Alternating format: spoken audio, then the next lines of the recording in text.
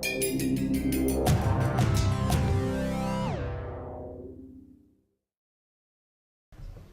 have two more presentations for the program this afternoon, and the first presenter is Dr. Keith Goyne, who is an associate professor in the School of Natural Resources, Soil, Environmental, and Atmospheric Science program.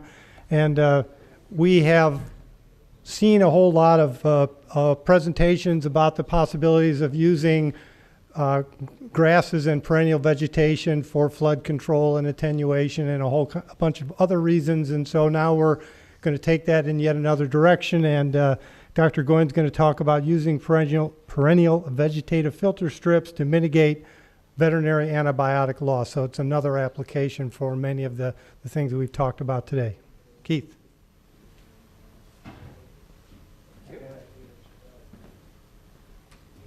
Well, thanks to all of you who hung in there and stayed for these last two presentations. It's much appreciated.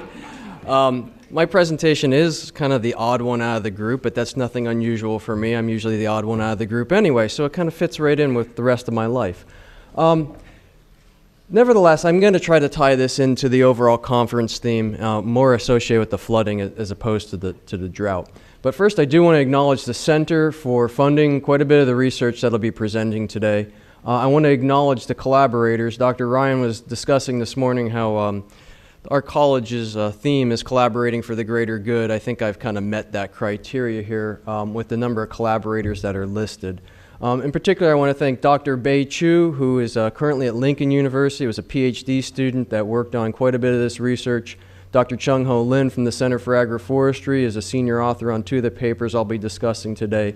And Dr. Irene Unger from Westminster College is another senior author on one of the papers I'll be discussing today, as well as Dr. Anderson and Dr. Utawada being collaborators, and a number of individuals from the Columbia unit of USDA ARS, as well as from Washington State, and two from Arizona. Much appreciated all their contributions. So there's approximately 11 to 16 million kilograms of veterinary antibiotics that are used in livestock production annually in the United States. And anywhere from 30 to 80% of the dose of that antibiotic that's consumed by an animal makes it out the back end of the animal. And the 30 to 80% depends on the antibiotic as well as the organism that's consuming that particular dose. Subsequently, then, we have veterinary antibiotic concentrations in manure that race anywhere from trace amounts upwards to 200 milligrams per liter or milligrams per kilogram, which is fairly high concentrations. Now, the issue comes in that we begin to distribute these veterinary antibiotics into the environment when we do the great thing of land applying manure for use as a fertilizer. It's a wonderful fertilizer. Unfortunately, now we're co-applying this veterinary antibiotic at the same time, and we're providing a direct pathway for the spread of the veterinary antibiotics over large areas within the environment that are receiving land application of manure. Some of the major concerns, there's three major concerns associated with the introduction of veterinary antibiotics into the environment. The first is a human health standpoint, and that we're placing veterinary antibiotics into the environment where we can then result in the development of antibiotic-resistant genes from bacteria that are living within the environment.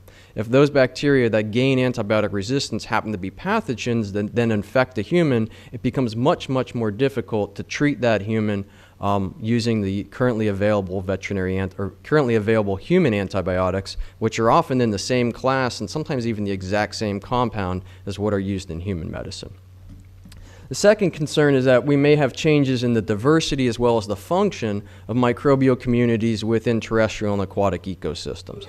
And those communities within those ecosystems play a large role in biogeochemical cycling, the carbon cycle, the nitrogen cycle. And so any damage that may occur to them may have other ramifications. It may impact crop growth, it may impact the growth of trees, so on and so forth.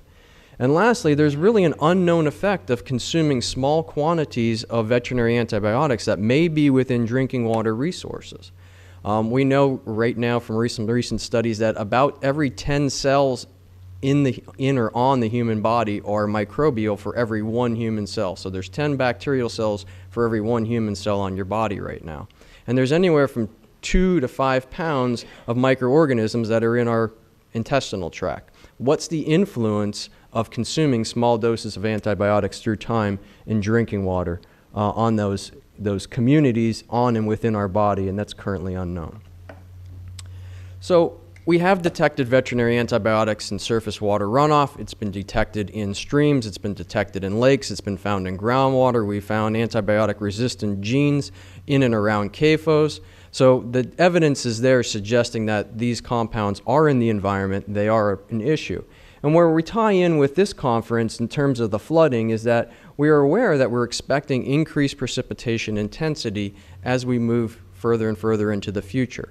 And if we have increased precipitation intensity, then the number of runoff events that may potentially transport veterinary antibiotics from the landscape to water resources is potentially going to increase. And so the question then is, how do we mitigate that? How do we reduce the movement of veterinary antibiotics from the landscape, the terrestrial landscape, into the aquatic landscape? And I'm going to propose to you today that we should use vegetative filter strips as one potential way to help reduce concentrations of these compounds within the environment, and particularly their migration toward water resources.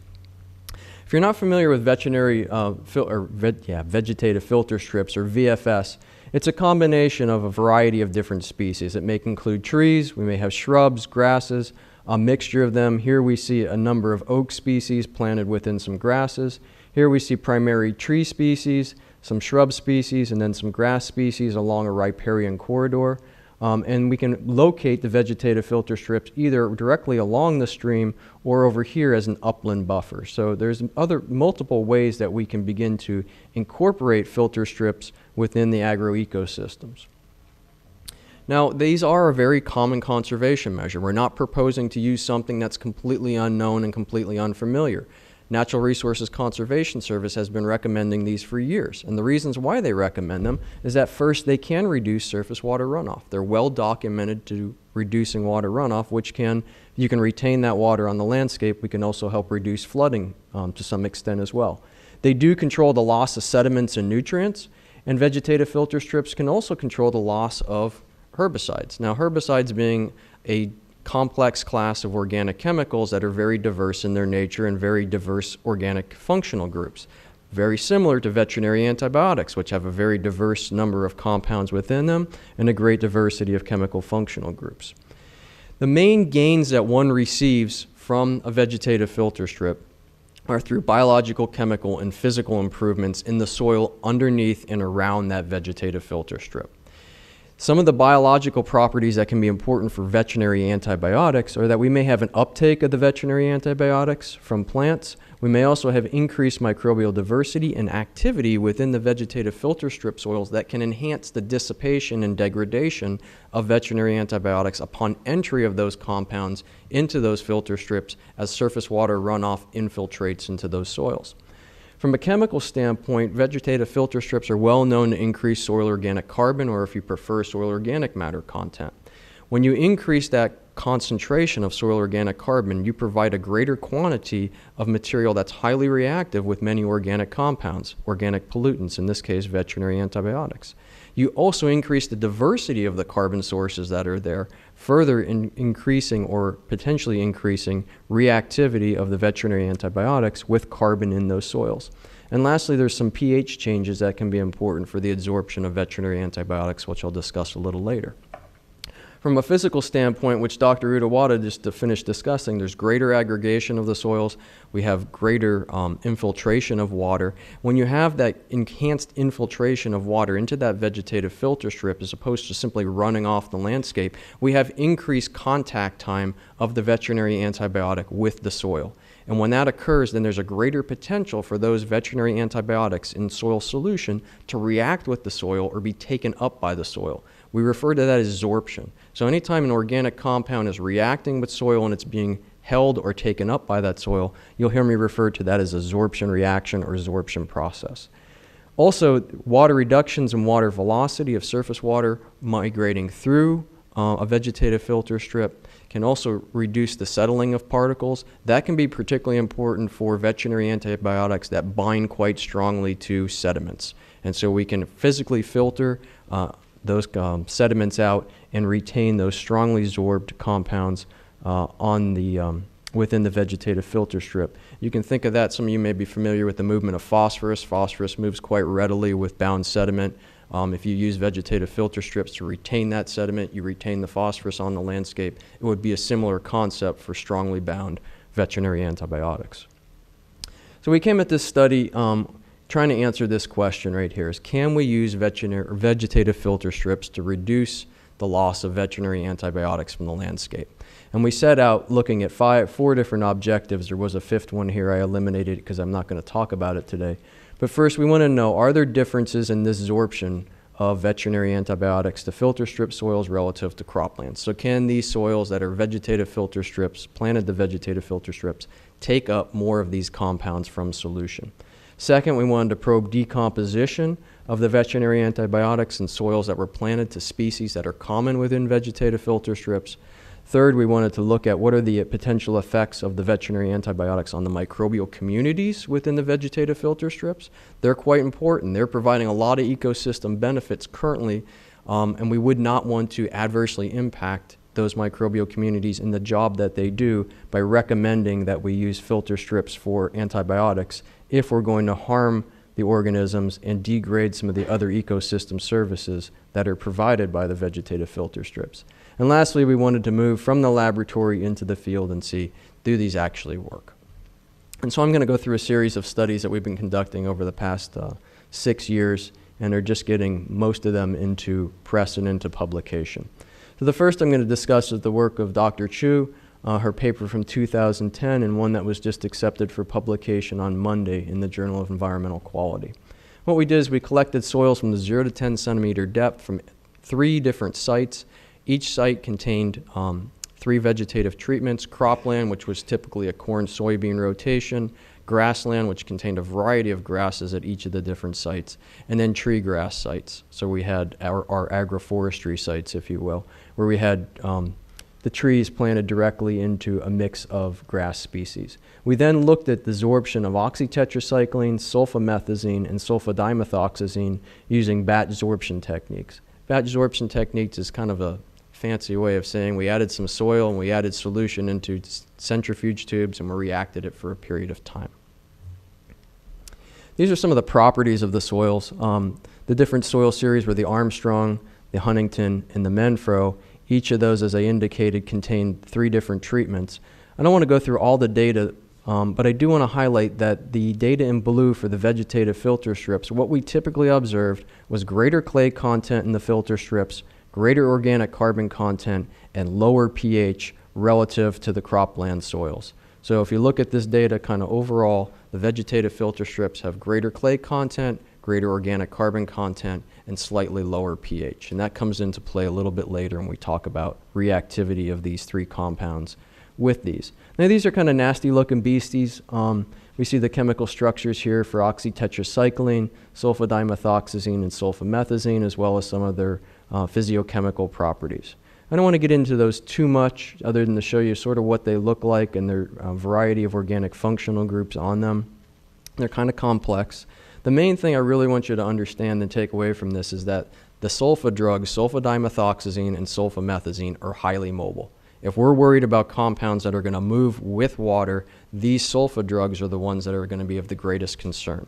Oxytetracycline, on the other hand, is an organic compound that's going to react quite strongly with soil and be bound quite readily. The sulfa drugs do not react as strongly with soil, and so anything that we can do to enhance that absorption process or the uptake of these compounds from solution onto the solid phase is going to slow the transport of these sulfa drugs in the environment, and that's going to help maintain environmental quality. These are some of the results from Dr. Chu's work. What we're looking at here is absorption isotherm. So this is the concentration of sulfamethazine remaining in solution after a 24-hour reaction period with soil, and this is the amount of sulfamethazine taken up onto the soil. The particular soil series here is the Huntington, and we see the 3 treatments: the crop soil, the grass soil, and the agroforestry soil. The higher these values, the more the uptake of that compound onto that particular soil. And so it's very clear in the Huntington that the agroforestry soil is certainly taking more of this compound up onto the soil surface than are the grassland or the cropland soils. A more simplified way of looking at this data and synthesizing it is through the development of something called the KD value, which is referred to as a solid to solution partition coefficient. All it is the KD value. You take this Q value here, the amount of the compound on the solid, and divide it by the amount of the compound remaining in solution. And so it's a relative ratio.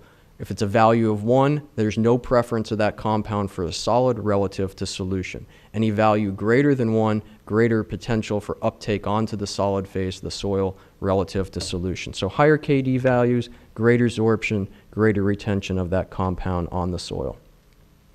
This is an example of the KD values, the Armstrong soil, the Huntington soil, and the Menfro soil. The crop in the aqua color, the grass in yellow, and the agroforestry in purple. We see pretty substantial impact here in the Huntington soil of the agroforestry system, pretty substantial impact of the grass vegetative filter strip here in the Armstrong. When we conducted these studies at 6 different initial concentrations of sulfamethazine with all 9 soils. We then ran an analysis of variance at each concentration, and what we consistently found was that the agroforestry soil absorbs a greater amount of sulfamethazine than does the grass vegetative filter strip, than does the cropland. We ran a multiple regression model to determine what were some of the important soil properties that were governing uptake of these compounds onto the solid phase. What we found is that organic carbon content, soil organic carbon content, was the most important parameter.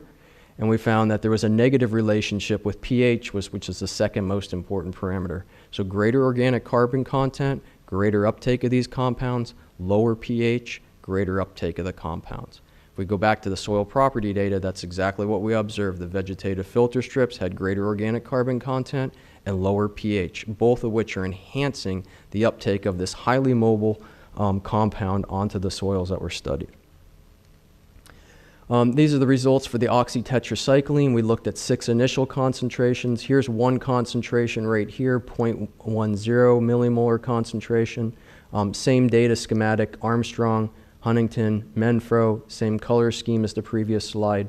We ran the analysis of variance results on the KD values at all initial concentrations and found the exact same trend. Agroforestry was outperforming the grass, which was outperforming the crop in terms of uptake of this compound.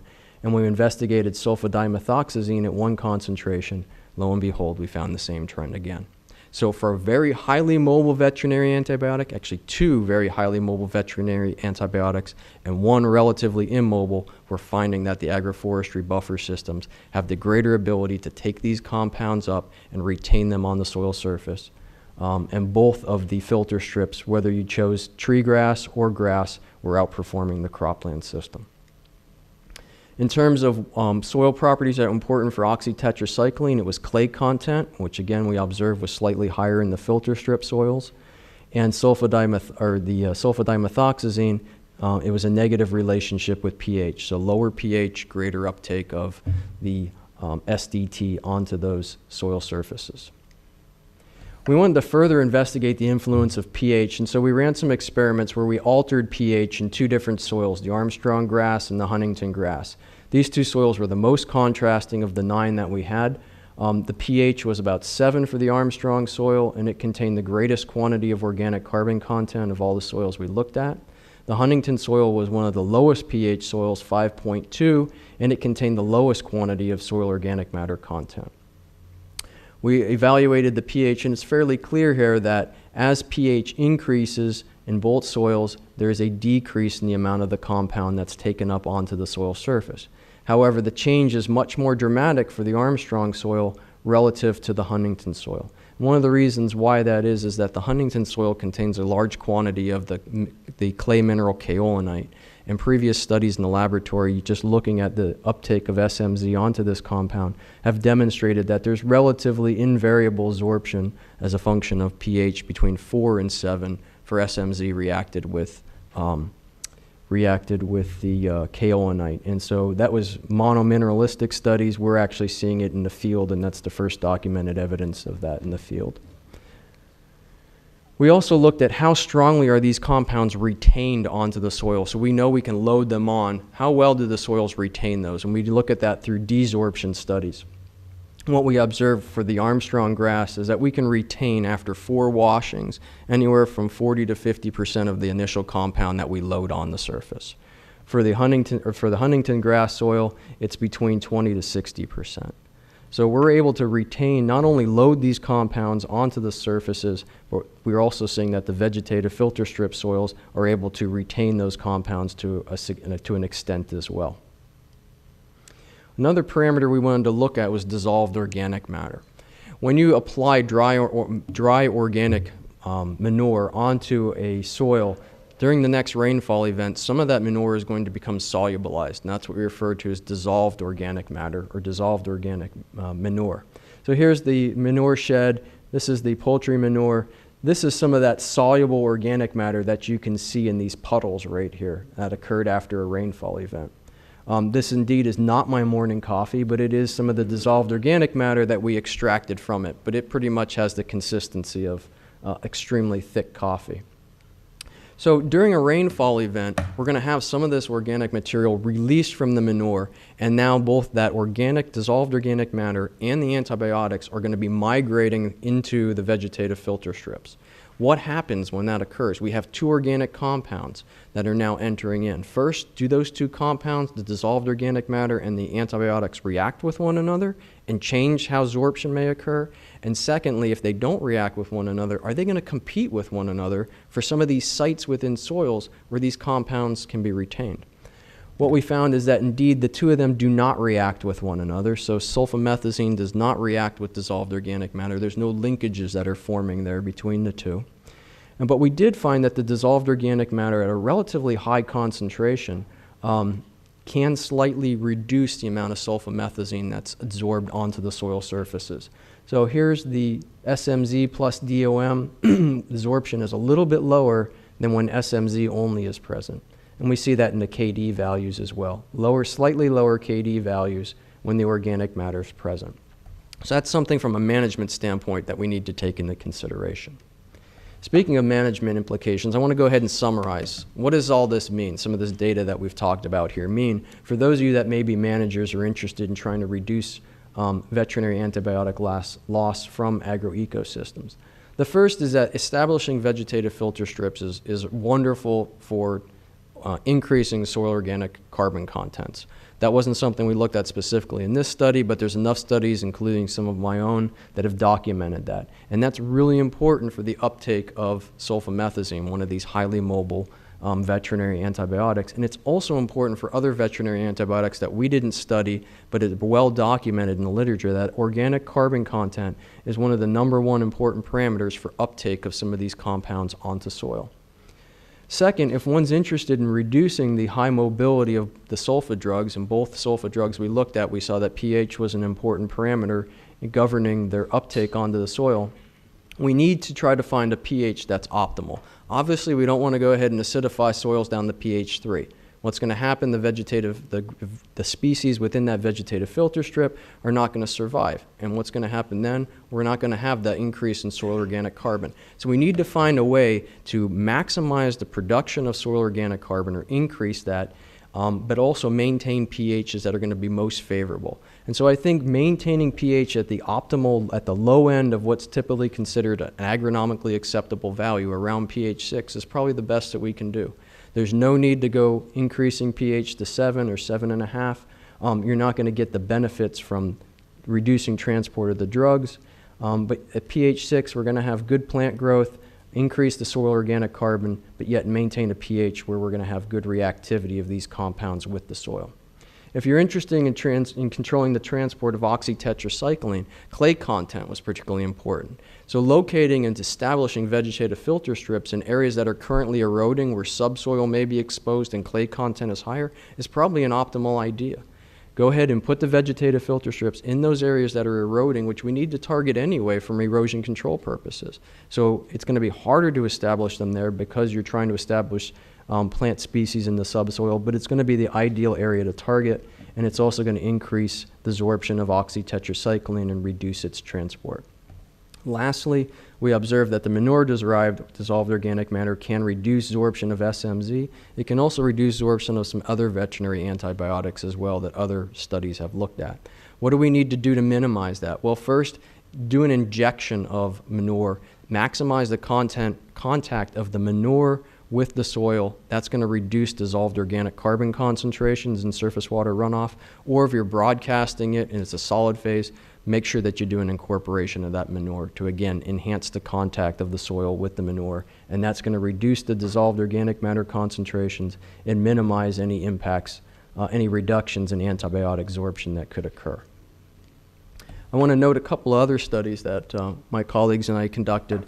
This is some work of Dr. Chung-Ho Lin. We planted 4 different vegetative species within soil, grew the species for 3 months, removed the plants, went ahead and spiked these soils with sulfamethazine and monitored degradation of that compound through time. What we found is that the orchard grass and the hybrid poplar significantly reduced the half-life of sulfamethazine.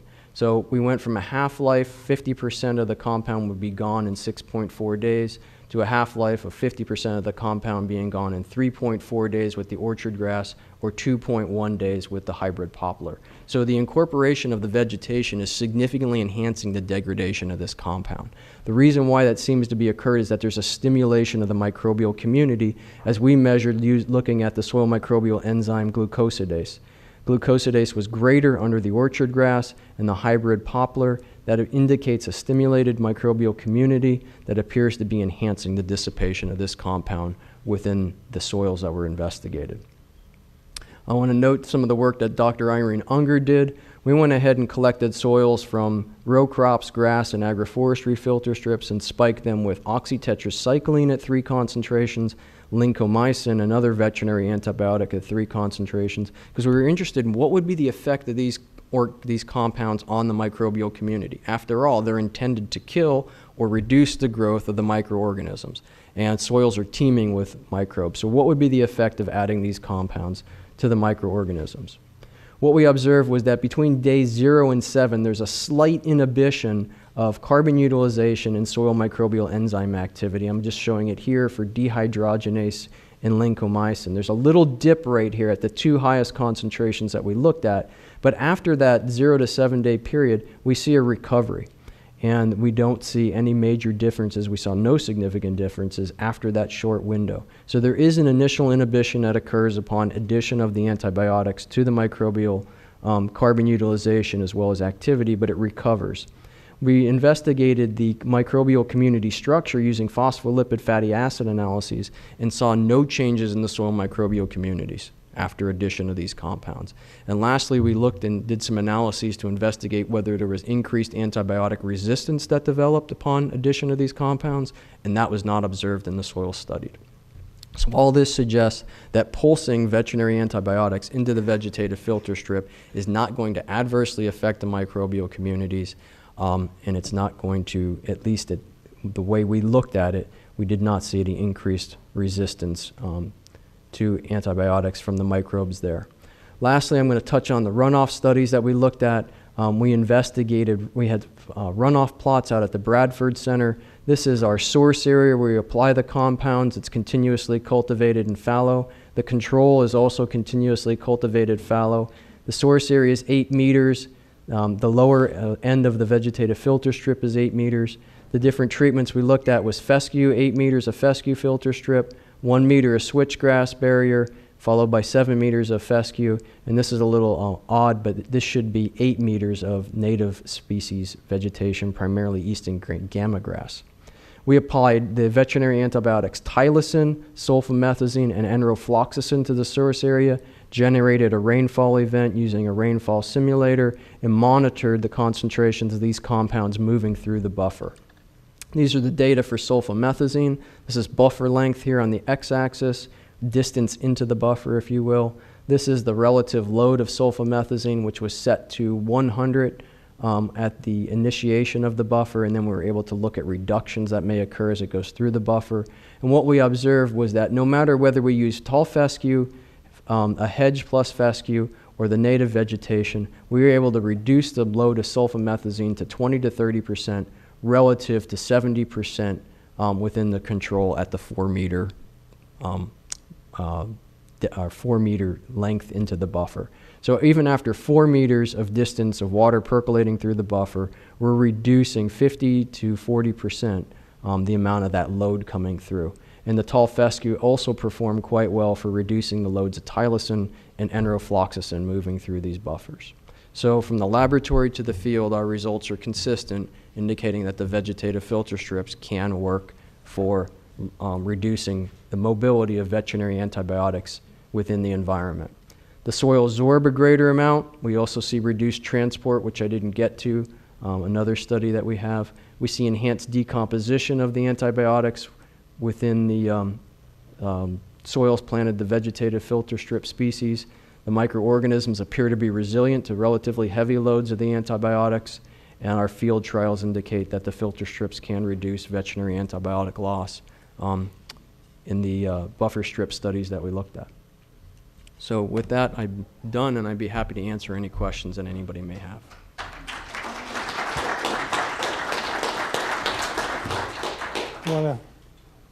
What percent You're gonna have to repeat this. VAs are soluble versus sediment bound in your runoff? What percent of the VAs were soluble versus sediment? That's an excellent question. I didn't touch on that. At this point, what we've only looked at were those that were in solution. The sediment bound were not accounted for in the load, so that was just the aqueous load. We are currently in the process of going back and analyzing those sediments to get the whole picture. So thank you for allowing me to clarify that, but yes, it was just the aqueous load that we looked at. For the sulfa drug, that's going to be the primary mechanism. For tylosin and enterofloxacin, the sediment may be more important. We may see some different results for the different filter strips when we start looking at that sediment load for those two compounds. Other questions?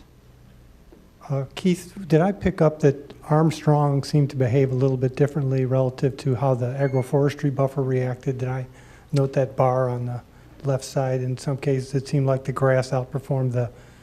I was curious as to why. That's right. It was the Armstrong soil. So that's from the Greenlee site, and we typically saw greater absorption onto the grass filter strip as opposed to the tree grass. I'd have to go back and look. I think there was some underlying factors there that were governing that, but off the top of my head, Mike, I can't remember. Okay. I apologize for that. Okay. He'll have Actually, could you wait for the... He'll have to repeat. He'll have to repeat it. They're recording. For these type of compounds, these VAs, do they get into our drinking water? Or let's say someone has their water purification system in their house or filters their water, or they get water from, reverse osmosis somewhere, or do these compounds, because of the makeup of them, get through all that stuff? So the question was, can they enter into our drinking water supplies? And the answer to that is yes. They can enter into both groundwater as well as surface water resources. Conventional treatment for drinking water, in other words, what's going from the treatment plant to your tap, may or may not remove a significant amount of those compounds. Now, they tend to be quite low in concentration, so that's advantageous. Whether it depends on the filtration system, I would say a reverse osmosis system should go ahead and ensure that most of those compounds do not make it through. Depending on the filtration system, if it's granular activated carbon, that may help a little bit. But directly from the plant to the tap, if the compounds are there, a lot of them tend to make it all the way through. But they are indeed in very, very low concentrations. They're so low that we've really had to wait for advances in analytical chemistry to advance before we could even find these compounds. They're so low in the environment. Last question. Has there been any introduction of this to waste treatment plants? Because being in healthcare myself, our concern is the contamination of our water supply from medicines as well that people dispose of through the easiest place in their home. I think there's applications for this work to areas where sewage sludge may be applied, or to areas where we may be irrigating with wastewater from sewage treatment plants. That has not been directly looked at, but the concepts are relatively the same, especially with the biosolid application. Same concept, you're applying the pharmaceuticals across the landscape. How do we prevent those from migrating off the landscape? This is our group looking at this is the only one that I'm aware of in the world that has taken this approach to trying to address this problem. And I'd love to get into the area of looking in to see if it works for biosolids or sewage sludge as well. We haven't gotten to that point, but I think the concepts are the same and will work. Thank you. You're welcome.